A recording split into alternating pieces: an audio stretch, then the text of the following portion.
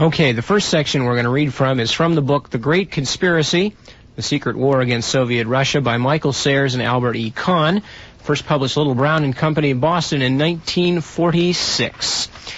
Okay, we're reading from a footnote, and it's a long footnote, though, don't get me wrong. Reads as follows. In January 1941, when the German High Command was completing its preparations for the attack on the Soviet Union, a sensational anti-Soviet book was published in the United States entitled Out of the Night. The author's name was given as Jan Valtin. Jan Valtin was one of the several aliases of Richard Krebs, a former Gestapo agent. His other aliases were Richard Anderson, Richard Peterson, Richard Williams, Rudolf Heller, and Otto Melchior. Krebs' book, Out of the Night, purported to be the confession of a communist, Jan Valtin, who had been traveling about the world carrying out sinister assignments for Moscow. The author described in lurid detail the criminal conspiracies which had supposedly been engineered by, quote, Bolshevik agents against world democracy. The author related how after 10 years of criminal service, quote, for the Comintern, including an attempted murder in California in 1926, he had begun to have, quote, doubts in the desirability and the purpose of the Communist Party. Finally, so his story went, he had decided to make a complete break with Moscow and tell all. Krebs arrived in the United States in February 1938. He brought with him from Europe the manuscript of Out of the Night, which bore a startling resemblance to an anti-Soviet propaganda book which was being currently circulated in Nazi Germany.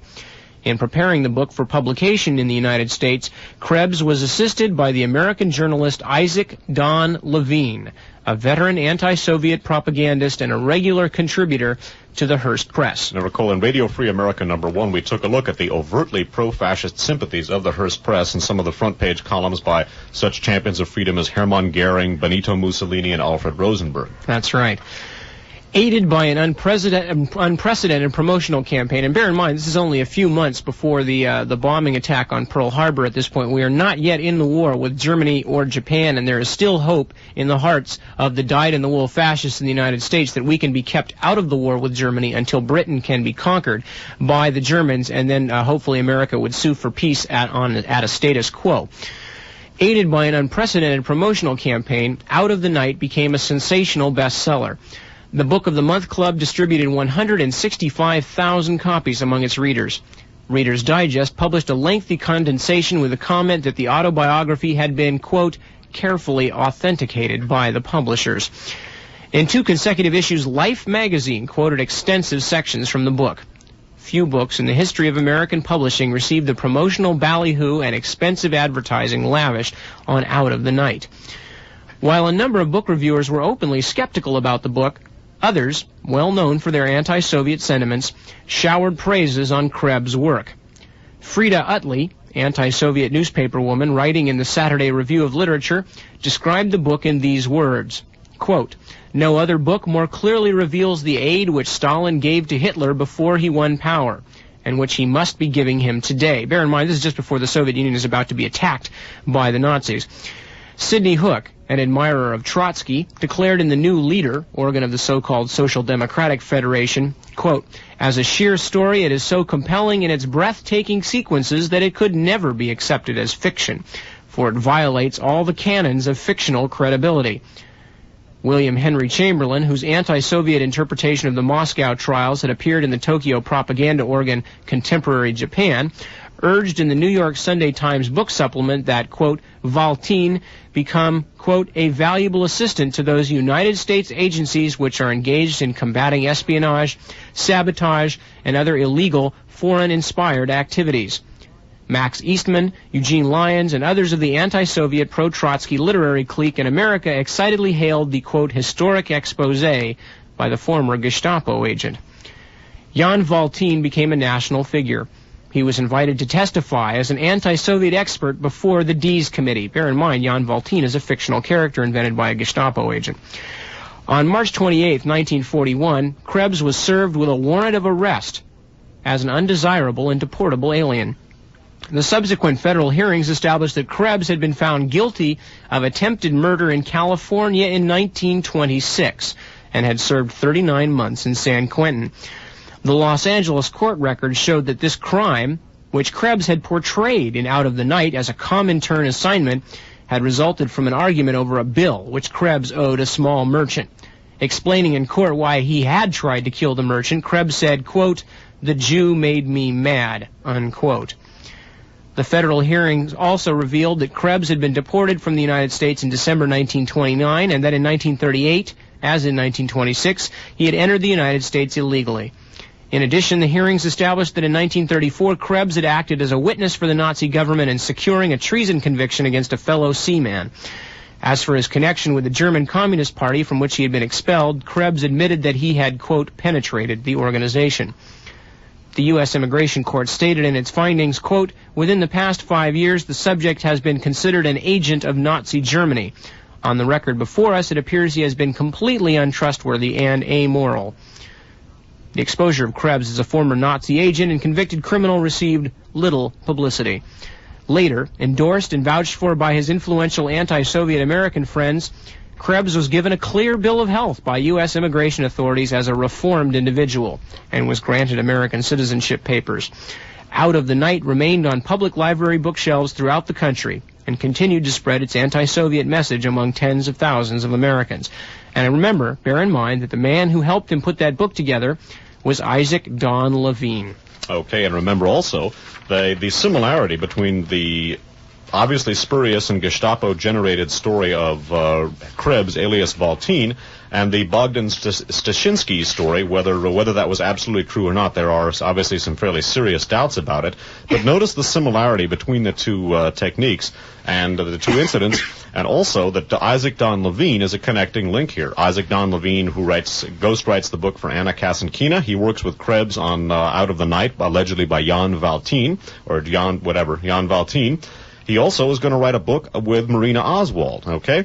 Now, at roughly the same time period where, Isaac Don Levine of the Hearst Press, the pro-fascist Hearst Press, is working with the Gestapo agent Richard Krebs on this anti-Soviet forgery, this is during the same time period when Isaac Don Levine was playing a key role in another very, very important American political case. And keep in mind his role here with the Kennedy assassination and Marina's biography.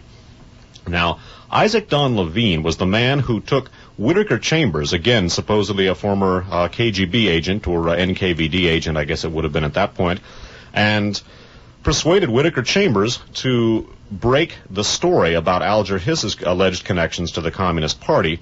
And, of course, recall now that Whittaker Chambers kept a life-size picture of Hitler over his fireplace, as we looked at in Radio Free America either 1 or 2. I guess that was in number 2. And recall also that Alger Hiss had been special counsel to the Nye Committee, which had been investigating American industrialists and munition makers' assistance to the Axis cause. Now, it was Isaac Don Levine who persuaded Whittaker Chambers to talk to a U.S. State Department employee named Adolph Burley. Burley was the fellow who eventually spilled the beans, and of course, one Richard Milhouse Nixon was the ultimate beneficiary, the greatest single beneficiary of the Alger Hiss case. That sort of made his congressional career. And recall now that in 1939 is when Isaac Don Levine arranges for Whittaker Chambers to meet with Adolph Burley, and that was to result in the case against Alger Hiss. Of course, recall also that, as we looked at in Guns of November number 3, Richard Nixon was in Dallas, Texas on November 22nd, 1963, lied about it. 3 months later to the FBI, he said he'd left 2 days before, okay? Reading now from a book about the Hiss-Kenwood Chambers case called Friendship and Fratricide. It was published by the Viking Press of New York in hardcover, copyright 1967. With regard to Isaac Don Levine and his eventual arranging of Whittaker Chambers' meeting with Adolph Burley. Zeligs writes, both Herbert Solow and Isaac Don Levine were intimately connected with the events that led to Chambers' conversation with Burley, and I am indebted to them for their informative help in this area. It was to Solow, a former Columbia classmate and a journalist, that Chambers first went with his combined confession and expose. Quote, Chambers sought me out, told me that he was breaking with the party and had a manuscript he wanted me to market for him. It was always an ambiguous matter with Chambers, i.e. about his communist activities. Had I been asked to prove that he was engaged in underground activities, I would have been unable to do so. Either he was engaged in underground activities or he wished he was.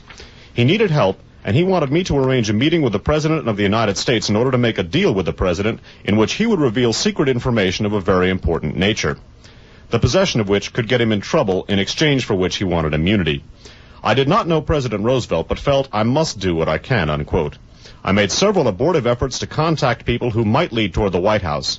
I hit upon Isaac Don Levine, who was then a well-known journalist, a strong person who did not just toy with ultra-rightism. That interjecting is obviously the case. I felt that Mr. Levine was savvy and would not blunder. I arranged the meeting with Isaac Don Levine. Now, keep in mind, this is 1939. 41 was when he's working with Richard Krebs, Isaac Don Levine, that is. Okay, it's still later in Friendship and Fratricide. But it seems more than talking about Chambers' attempt to get a meeting with Roosevelt, but it seems more than plausible that this was a bluff and that he knew that the chances of a meeting with the President were slight.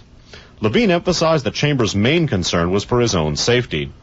Chambers wanted reassurance that he would not be indicted. Levine did not arrange a meeting with Roosevelt, but he did contact Assistant Secretary of State Burley, then Chief Security Officer for the State Department. Having earlier committed himself to Levine in his need to sell a story at a time when he was destitute and in flight, Chambers had no recourse but to continue. In September of 1939, Levine took a reluctant Chambers, as Levine described it, by the arm to the home of Burley. Had it not been for Levine's insistence, which included his own journalistic aspirations for a sensational scoop, one can only speculate whether Chambers might ever have told his story as he did. Well, of course, as Peter Dale Scott indicated in the last sentence of the Dallas Conspiracy that we read before getting to the Great Conspiracy and Friendship and Fratricide, with regard to trying to develop a Russian conspiracy concept, that was old hat for Isaac Don Levine. And keep in mind, in the same time period in which he's arranging for Whittaker Chambers' alleged confession, he's also working with Gestapo agent Richard Krebs, and Krebs, of course, an alleged communist terrorist, similar to Bogdan Stashinsky, who may have been, but there are some interesting discrepancies in Bogdan Stashinsky's story, the purported murder of Stefan Bandera. Okay, back to the Russian circle surrounding Lee Harvey Oswald. Bear in mind here that the larger concept that we're being asked to believe is that all of these Russians, white Russians, anti-communist Russians, many of whom had fled Russia specifically because of their hatred of the communists, that these people, all of them employed in the defense and the petroleum industry, just decided that because Marina Oswald spoke Russian and because Lee Harvey Oswald had been in Russia, that they would adopt this couple as near and dear to their hearts and go out of their way to give them presents, take them places and things. Oswald, who had supposedly defected to the Soviet Union with top secret information about our radar nets. That's right, and had been getting into fights in public with anti-Castro Cubans, and basically was purporting himself to be a Marxist. Now, contrast this to some actual situations, for instance, down in Southern California, where there is an anti-communist Vietnamese community, and in which just recently a few people have been shot and killed for not being rigorously anti-communist enough. Compare that to the friendliness and light that seems to be emanating from the white Russian community in Dallas surrounding Lee Harvey Oswald, the Marxist defector. Reading again from Peter Dale Scott's monograph, the real patron of the Dallas Russian community was the Dallas oil millionaire Paul Rygorodsky, a director of the Tolstoy Foundation, who had also performed other confidential missions for the U.S. government in Europe. Again, just to remind you, okay, not only this guy is a Dallas oil millionaire, he is a director of the Tolstoy Foundation, which has been bringing in people after thoroughly checking to make sure they don't have any leftist sympathies before they will bring Russians into their communities. In partnership with the CIA. In partnership with the CIA, and all of a sudden this guy is going to be, is the godfather of this Russian community that's taken Oswald, the Marxist defector, to heart. George Bowie testified before the commission that while Rygorodsky was the, quote, godfather of the group, he himself, meaning Bowie, did the organization work. Others testified that he, quote, even kept files on new arrivals. From the fact that all members of the Russian community were, quote, well acquainted with each other, unquote, Commission Counsel Jenner elicited testimony that it was, quote, perfectly normal for the community to have lavished such care on the Oswalds. Nevertheless, from April to November 1963, the Russian community severed all contact with the Oswalds, even when Marina was separated and more helpless than before, and their babysitting role was now temporarily assumed by the Russian-speaking American Ruth Paine, a Quaker. Ruth Paine had her own contacts with the Russian community, but had, quote, accidentally met the Oswalds through one Russian she did not know. Count de Mohrenschildt, who we spoke about earlier, who had been accused of spying for the Germans during World War II. Before April, the avowed Marxist Oswald was cared for by the, quote, old guard Russians. These were mostly aristocratic and united in their nostalgia for the Ancien Régime, the old guard, in contrast to the more recent and plebeian post-war émigrés. Differences between these two emigrations produced two separate Russian parishes in Dallas during the 1950s, each claiming to be more anti-communist than the other, but divided on the issue of what to do about the liberation of Russia. To judge from their testimony, the old guard, even if czarist in their nostalgia, echoed the policies of the American CIA establishment of which they were indeed part. The new arrivals included Ukrainians and other non-Russian Soviet minorities, and some of them, although less aristocratic, were ideologically more right-wing and revanchist. Again, bear in mind we're talking about Ukrainians. Some of the Ukrainians could very well have been the OUN Bandera that we were talking about earlier. At least two of the new arrivals were far to the right of de Mohrenschildt, whom one of them described in one breath as a, quote, leftist and as, quote, an Eisenhower Republican. That sentence, I think, is worth, in order to get an idea of just how venal these people were, that sentence, I think, is worth repeating here. Yes. And the man referred to here is a former Nazi spy. That's right. Referred to by one of these newcomers, these right-wing, further right-wing revanchists. De Mohrenschildt is referred to by one of them in one breath as, quote, a leftist and an Eisenhower Republican. Unlike all the other Russians investigated by the commission, these two men, Ilya Mamantov and Igor Voshinin, are said to have made a point of never meeting the Oswalds before the assassination. Yet it was their circle, rather than the old guard, which adopted Marina thereafter. The two Russians who did not meet Oswald are even more interesting than the rest who did. Igor Voshinin was a member of a worldwide Russian organization called the NTS, in English usually called either the National Alliance of Solidarists or the National Toilers Alliance, Toilers, T-O-I-L-E-R-S, a semi-covert organization working closely with revanchist elements in West Germany, with the APACL, remember that's the Asian People's Anti-Communist League, and the Kuomintang in Taiwan, and at one time, until the pro-Ukrainian ABN drove them out, with the Latin American CIADC, which is another anti-communist congress in Latin America, and their proposed World Anti-Communist Conference for Freedom and Liberation. So again, the NTS, the Solidarists, an organization which, during this formative period of WACL, worked very closely with the various WACL elements which are gathering here. A very important thing to note here, because this is a WACL-affiliated element. Okay, continuing. There is little recent research on the NTS. They are known to have been founded in 1930 by a group of émigrés, nearly all engineers, in Belgrade. Many of the Russians who came to Texas after World War II had lived in Serbia, including Voshinin himself, an engineer.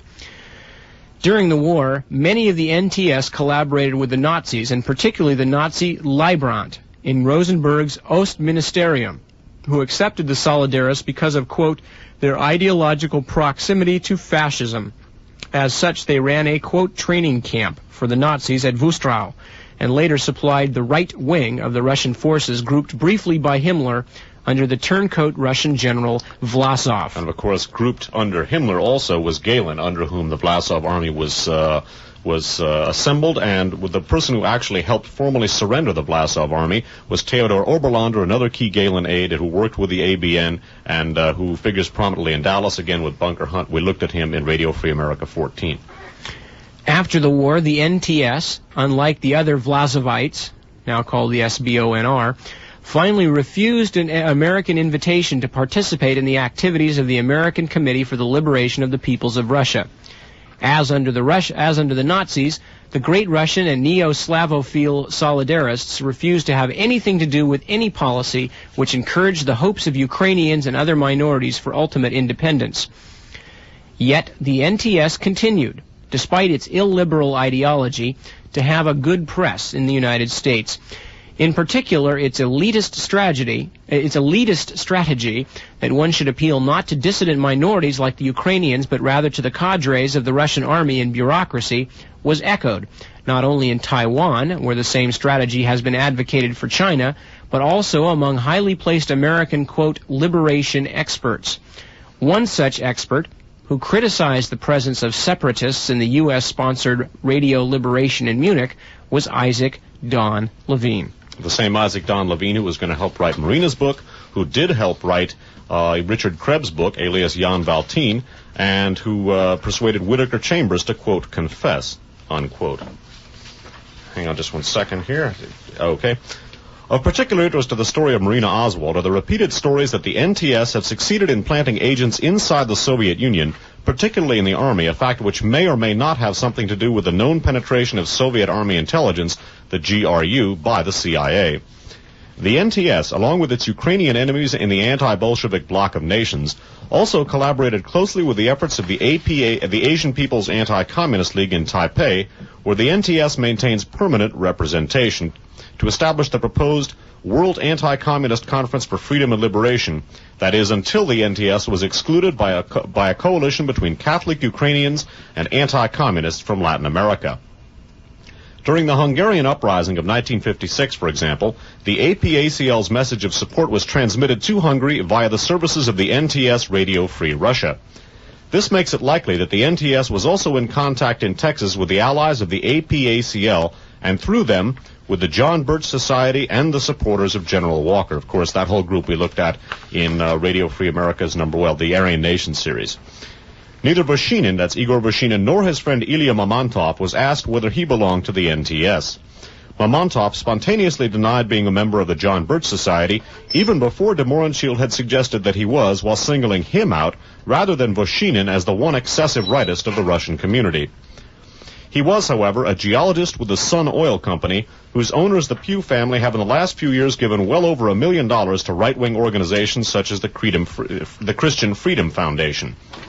Recall also that in Radio Free America numbers 11 and 12, we took a look at the Pugh family and a person who worked for them, a former, I've forgotten his name offhand. He was a former Luftwaffe agent, Hans Senholz, that was his name, who was a key propagandist and writer for the Pugh family and the organizations they supported.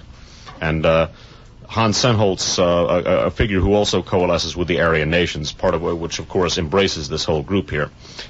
That is to say, the American branch. The excessive rightist Mamantov, who never met Oswald, was, however, the one Russian who personally knew the alleged liberal Ruth Paine, apart from his mother-in-law, who was her tutor. And it was Mamantov who was the first Russian to renew the community's contact with Marina some 5 hours after the assassination.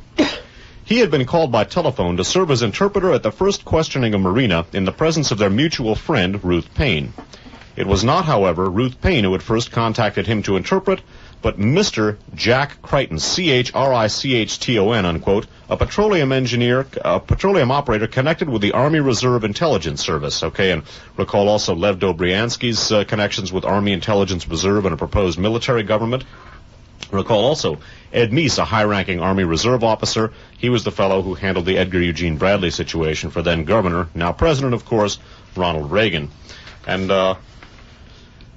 the Dallas conspiracy here involves some very, very weighty discussion of comparing the way in which Peter Gregory and Ilya Mamantov handled the interviews of Marina. Marina spoke no English, although she understood more than she let on. And Peter Dale Scott, that is, has done a magnificent piece of research in comparing various accounts of this and showing how these, both Mamantov and Peter Gregory, deliberately mistranslated what Marina was saying. And in particular, they led Marina's interrogation in such a way as to make Marina talk about the rifle being very dark in color, because that was the one detail that the Warren Commission was able to use eventually to corroborate that Marina had indeed seen the rifle that Lee Harvey Oswald supposedly had. Now, the thing is that we're not actually going to read the comparisons of the testimony here for the simple reason that it's extremely detailed, very weighty, and, well, recalling the discussion on Guns of November number 3, Scott's discussion of the Vietnam War and the Kennedy assassination, this discussion would be, that's light by comparison. So rather than going through a long, complicated discussion, Scott's scholarship is excellent. The points he makes are very, very fine, but we're not going to read the actual discussion here, due partly to time limitations and also to the fact that it would make for a really dizzying account. But that is the essence of how Peter Gregory and Mamantov distorted Marina's testimony, and Nip's going to read you more about that now. Okay. Continuing in Peter Dale Scott's monograph, and as Dave said, skipping the entire testimony of Marina's conversations with the interviewers and interrogators. What Scott does is he actually has it line by line, and he compares what they said with the actual translation as provided by a subsequent FBI interpreter, and it's very, very tortuous, and probably wouldn't be that meaningful on radio anyway. This indication of a conspiracy between Marina and Gregory should have made the Commission curious about all of Gregory's suppressions and gratuitous additions, even the apparently innocuous interpolation that the rifle was, quote, dark. The darkness of the Carcano stock, that's the Mannlicher Carcano, was the rifle that supposedly was used by Oswald in the assassination. The darkness of the Carcano stock, testified to by other witnesses such as Detective Weitzman, was in fact one of only 2 details about the rifle allegedly mentioned by Marina in her interview with the Dallas police 2 days earlier, when the interpreter was Ilya Mamantov. The second detail was the fact, in contradiction to the report, the Warren report, but in agreement with Gregory, that she, quote, never have seen gun with a telescopic sight. On Saturday, Marina was interviewed a second time through Ruth Payne and Ilya Mamantov, this time by the FBI. As on Friday and Sunday, she was reported to have again said the rifle, quote, was a dark color like the one she had seen, but she did not recall the sight. It would appear that on Friday, the Dallas police had repeatedly questioned Marina through Mamantov about the gun's, quote, dark brown black color, a phrase which Mamantov repeats 4 times in his testimony to the Commission. For Marina's recognition of this color was the only evidence that she had recognized the rifle when she partially unrolled the blanket in the Payne's garage. How then on Sunday could Mr. Gregory have added this small but allegedly important detail lacking in Marina's testimony unless someone had already told him about it? There are other indications of illicit links between Gregory and the FBI's, quote, investigation of Oswald. For example, Gregory's affidavit certifying to Oswald's fluency in Russian, which he had signed on personalized stationery. It had apparently been trimmed of its signature and letterhead between its receipt by the FBI and its receipt by the Commission. In other words, they clipped Gregory's name off of this before they got to the Commission. Without suggesting that any role in the assassination was played by the Dallas-Fort Worth Russian community as a whole or in part, it is clear that some of its members played a dominant role in defining the alleged links between it and the Oswald family. This was true both before the assassination, when they determined the Oswald social contacts, and after it, when they controlled and altered the quote, information supplied about Lee by Marina. That Mamantov and Gregory were put in this position to exercise such control is inexcusable, even assuming that Oswald was an agent. Okay, well, basically, we're going to take a break now, and then we're going to come back, sum up some things, and then we're going to talk about the assassination of Swedish Premier Olof Palme, and that'll wind up our program for this evening. All right, so just a few more minutes from the involvement of the World Anti-Communist League all night tonight in various operations, including the death squads in Latin America, as originally sponsored by the CIA, and through its Eastern European branches, many of which are still quite active. Today, we mentioned, of course, the OUN Bandera at some length. Lev Dobryansky, tied to the OUN Bandera, was just recently Ronald Reagan's ambassador to the Bahamas, and he is working with people like Patrick Buchanan in their attack on those who want to have war criminals deported from this country.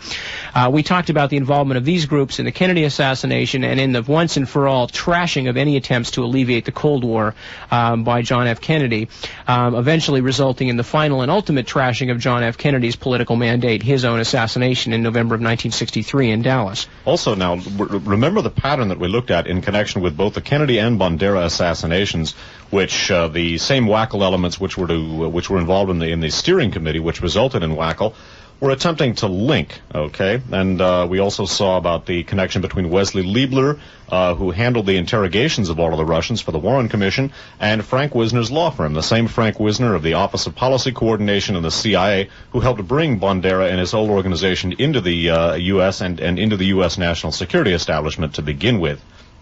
Because we're going to take a look now at the assassination of Swedish Prime Minister Olof Palme, and we're going to see a remarkably unnerving similarity between this recent assassination and the patterns that we've seen developing in connection with Bandera, the efforts of Isaac Don Levine to portray Richard Krebs as a Soviet agent, his work with Whittaker Chambers and so forth, and of course later Isaac Don Levine turns up along with Marina Oswald. Reading about the assassination of Olof Palme. This from the San Jose Mercury of Saturday, March 1st, 1986. The story is headlined, Prime Minister of Sweden slain while strolling. It's dateline Stockholm, Sweden from the Mercury Wire Services.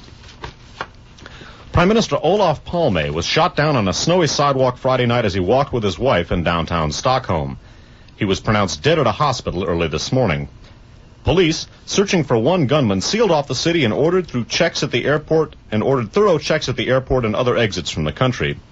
Sweden's TT, National News Agency, quoted police as saying an unidentified man had been detained outside the Prime Minister's office for questioning about the slaying at 6 a.m. today. TT quoted an unidentified police source as saying, "We want to question him because his description concurs with that of a man seen on the spot of the crime," unquote. There was no immediate indication whether the man held was the gunman. Earlier, police had questioned about 10 people on the street where the 59-year-old leader was slain. According to TT, police suspected the exile Croatian terror organization Ustasha as possibly being behind the killing.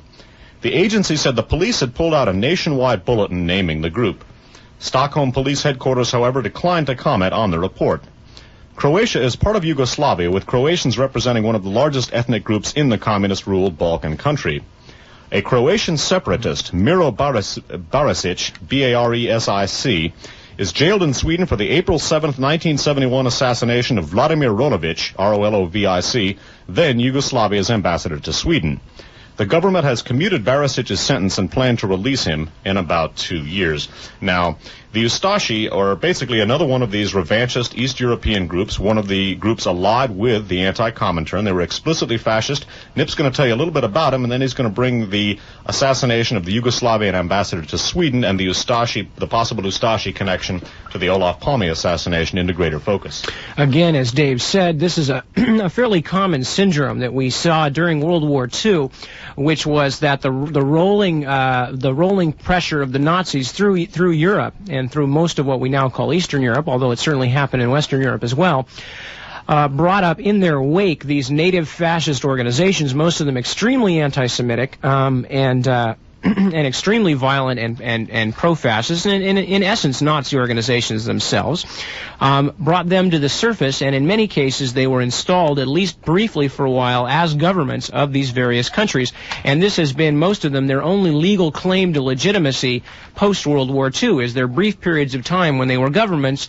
in alliance with Nazi Germany. This is the case of the Ustashi, who came to power briefly in Yugoslavia during World War II, and from the moment that they took power, waged a hellish war of persecution on their Serbian counterparts. The Ustashi were primarily a Croatian group. The Serbs and the Croatians have been linked together by a chain of mutual dislike, mutual hatred for many, many years. Of course, it was the Serbian conflict that started off World War I in the first place. This goes back many, many years. During World War II, as mentioned, the Ustashi, a Croatian fascist organization, rose to power in Yugoslavia until, of course, the Red Army pushed the Nazis and their followers back out. Now, to this day, of course, the Ustashi still maintain that they have some legitimacy as spokesmen for the Croatian people, and of course there are most of the Croatian, not all, of course, but most of the Croatians in this country, from my readings anyway, tend to support this strongly anti-communist, although probably not necessarily all of them, by any means, pro-violent approach to this sort of revanchist theory. One of the current cases is the Artukovic case, which has just recently been concluded by Artukovic being deported. Andrija Artukovic was another Ustashi SS man. Well, what he was the Croatian Minister of the Interior. His nickname, and it's altogether appropriate, is the Himmler of the Balkans. He supervised the setting up of the Ustashi concentration camps, in which they exterminated not only Serbs but Jews and Gypsies. The most notorious of them being the Jasenovac camp, which was a converted brickyard. And what they did was they simply kept the kilns in, and they would herd their victims inside and fire up the kilns and burn them alive. They were also noted, the Ustashi were, for having throat-cutting contests. Each Ustasha carried a curved knife called a graviso, and they used to have throat-cutting contests at Jasenovac. The winner, whose name I can't recall, cut 1,500 throats in a single evening, and I guess he then held the new world's indoor throat-cutting record. But it's also worth noting that the Ustashi were very closely affiliated with the Vatican. A member of their Congress was Archbishop Stepanak. That's right. Now, several things going on here. First of all, now Artukovic, the man mentioned, who was the minister, who had direct connections to the Nazis, and as Dave mentioned, to the camp at Jasinovac and these other various and sundry unpleasant activities. In the course of various people in the United States finally trying to have him deported after having lived in the United States for some 40 years, he made alliance with the Reagan White House. And this is one of the cases where Pat Buchanan went out, Reagan's White House Director of Communications went out and began calling the people who were trying to get Artukovic, this man, again, responsible for pogroms in which thousands and thousands of Jews and Serbs and Gypsies were killed. Pat Buchanan, on behalf of Ronald Reagan, went around calling the people trying to get rid of Artukovic communist dupes. This is, again, the kind of political mindset we have in the current administration. Stepanach is another, and I believe there was recently there was a big deal with Stepanach's gravesite, if I am correct. Pope wanted to say a mass at Stepanach's grave, and that did not sit well with the Yugoslavian authorities. Yes, needless to say, because of course most of the people in power today in Yugoslavia were in some shape or form themselves in danger of their lives the whole time that the Ustasha were in power, and many of them, in fact, were fought with the Red Army to throw the Ustasha out. What really happened is there was a fierce guerrilla warfare in Yugoslavia, and the partisans eventually, they kept a lot of Nazi troops pinned down, and eventually, with the Red Army assistance, they came to power in Yugoslavia. So the people in power there now were the victims of the Croatians. Absolutely. Okay, so anyway, that being the case, and given this now, the Ustasha still, again, as we said, being an organization that even though most of them now are probably second generation, still very much an organization that is involved in politics. We just mentioned the Pat Buchanan connection. In one of the first articles we read in our first Wackel show, it was a long article from the Village Voice of December of October or November of 1985. There was discussion of residual Ustasha and Croatian links to Wackel, and we're going to explore some more of those right now. Okay, reading again from the book we started off with tonight, The Great Heroin Coup by Henrik Kruger. In a footnote near the back of the book, Kruger writes as follows. Stein also reports rumors of an alliance of Stein, and by the way, is a reporter for the Village Voice, I believe. Jeff Stein. Jeff Stein. Also reports rumors of an alliance of anti-communist terrorist groups involving the Croatians, in particular, whose bombing activities have recently been on the rise. Bear in mind, this is written in 1980. Its funding, according to FBI sources, is coming from Paraguay and that Nazi haven's recent arrival from Nicaragua, Anastasio Somoza. Yugoslavia recently requested a U.S. crackdown on the Croatian National Congress headed by Janko Straban, whose extradition as a war criminal the Yugoslavs seek for his collaboration with the Germans in a, quote, independent fascist state of Croatia from 1941 to 1945. These allegations are particularly interesting in light of the revelations in Latin America Political Report that the Croatian representative of the World Anti-Communist League in Paraguay, Dinko Zakic, had used $3.5 million from the Wackel's regional organization, the Confederación Anticomunista Latinoamericana, CAL, which we've talked about quite a bit tonight, to finance Croatian terrorist activities. These included the murders of the Uruguayan ambassador in Paraguay, an apparent mistake, and the Yugoslav ambassador in Sweden, not a mistake. So three important things to take out of this particular paragraph. First of all, again, this involvement of CAL and the World Anti-Communist League in the murder of the Yugoslav ambassador in Sweden mentioned in the article Dave just read having to do with the assassination of Olof Palme. The involvement of Anastasio Somoza, who is now dead, but in 1980 when this was written had just gotten to Paraguay after fleeing Nicaragua, and Somoza's involvement with helping the Croatians to fund their various bombing activities.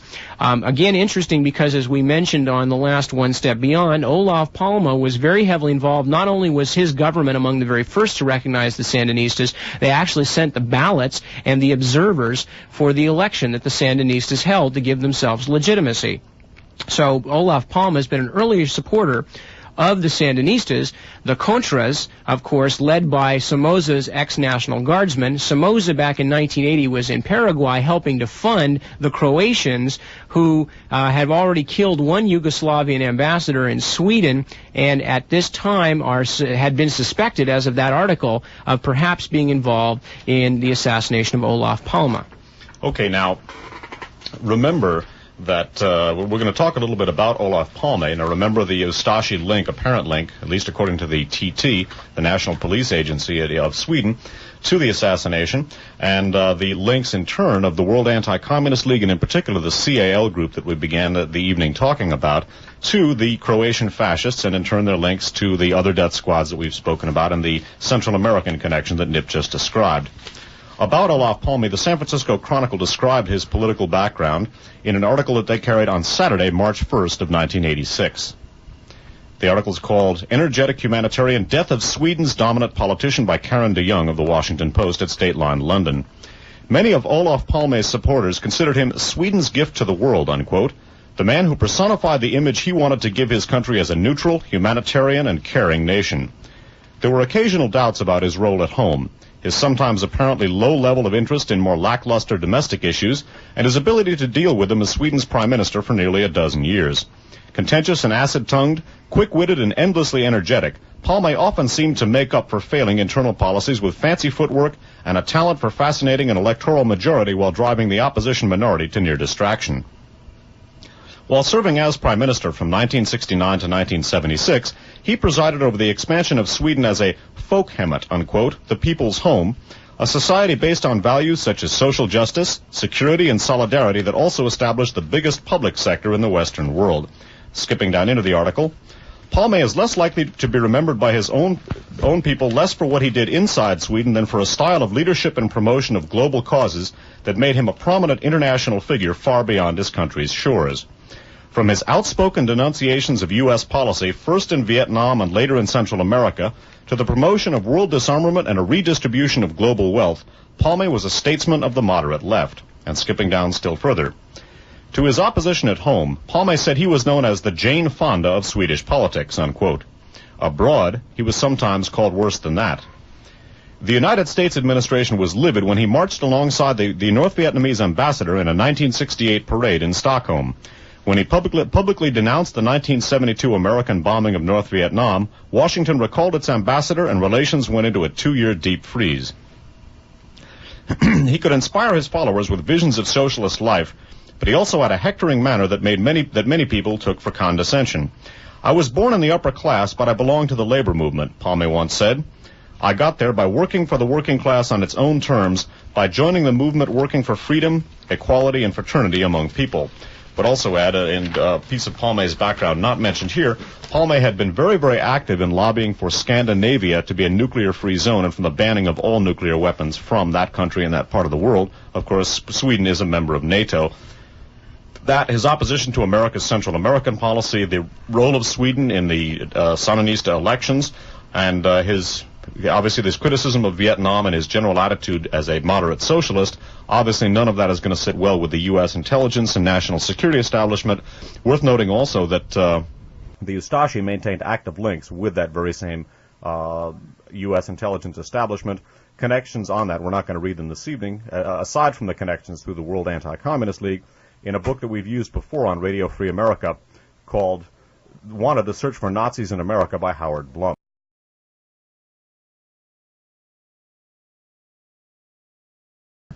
The Book of the Month Club distributed 165,000 copies among its readers. Reader's Digest published a lengthy condensation with a comment that the autobiography had been, quote, carefully authenticated by the publishers.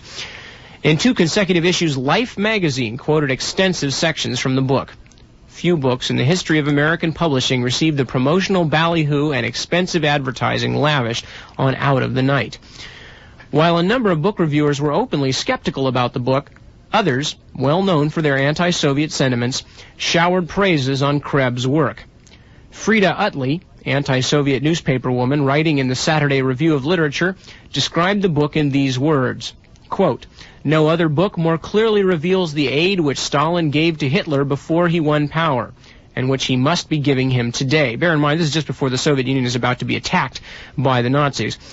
Sidney Hook, an admirer of Trotsky, declared in the New Leader, organ of the so-called Social Democratic Federation, quote, as a sheer story, it is so compelling in its breathtaking sequences that it could never be accepted as fiction, for it violates all the canons of fictional credibility.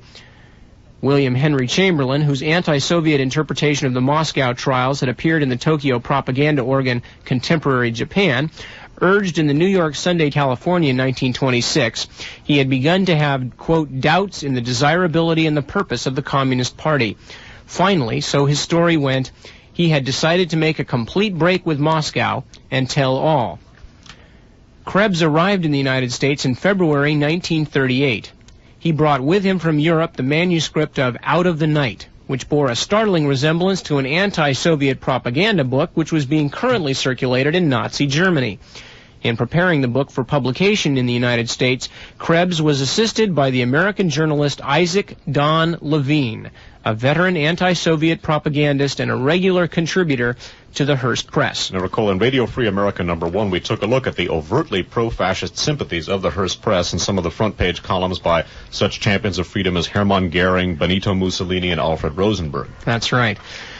Aided by an unprecedented promotional campaign, and bear in mind, this is only a few months before the bombing attack on Pearl Harbor at this point. We are not yet in the war with Germany or Japan, and there is still hope in the hearts of the dyed-in-the-wool fascists in the United States that we can be kept out of the war with Germany until Britain can be conquered by the Germans, and then hopefully America would sue for peace at a status quo.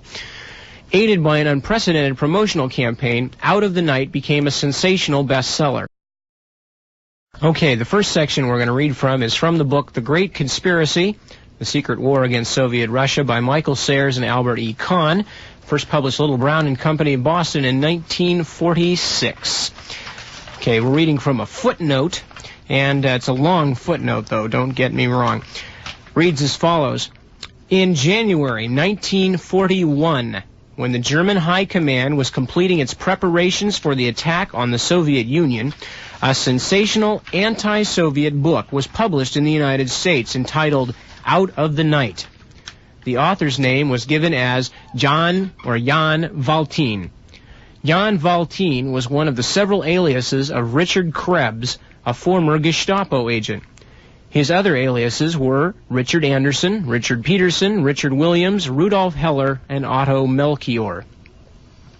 Krebs' book, Out of the Night, purported to be the confession of a communist, Jan Valtin, who had been traveling about the world carrying out sinister assignments for Moscow. The author described in lurid detail the criminal conspiracies which had supposedly been engineered by, quote, Bolshevik agents against world democracy. The author related how after 10 years of criminal service, quote, for the Comintern, including an attempted murder in Times book supplement, that, quote, Valtin become, quote, a valuable assistant to those United States agencies which are engaged in combating espionage, sabotage, and other illegal foreign-inspired activities. Max Eastman, Eugene Lyons, and others of the anti-Soviet pro-Trotsky literary clique in America excitedly hailed the, quote, historic expose by the former Gestapo agent. Jan Valtin became a national figure. He was invited to testify as an anti-Soviet expert before the Dees Committee. Bear in mind, Jan Valtin is a fictional character invented by a Gestapo agent. On March 28, 1941, Krebs was served with a warrant of arrest as an undesirable and deportable alien. The subsequent federal hearings established that Krebs had been found guilty of attempted murder in California in 1926 and had served 39 months in San Quentin.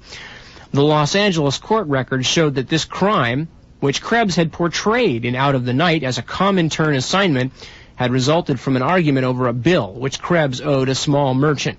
Explaining in court why he had tried to kill the merchant, Krebs said, quote, the Jew made me mad, unquote.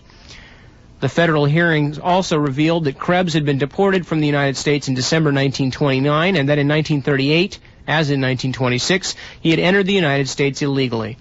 In addition, the hearings established that in 1934, Krebs had acted as a witness for the Nazi government in securing a treason conviction against a fellow seaman. As for his connection with the German Communist Party, from which he had been expelled, Krebs admitted that he had, quote, penetrated the organization. The U.S. Immigration Court stated in its findings, quote, within the past 5 years, the subject has been considered an agent of Nazi Germany. On the record before us, it appears he has been completely untrustworthy and amoral. The exposure of Krebs as a former Nazi agent and convicted criminal received little publicity. Later, endorsed and vouched for by his influential anti-Soviet American friends, Krebs was given a clear bill of health by U.S. immigration authorities as a reformed individual and was granted American citizenship papers.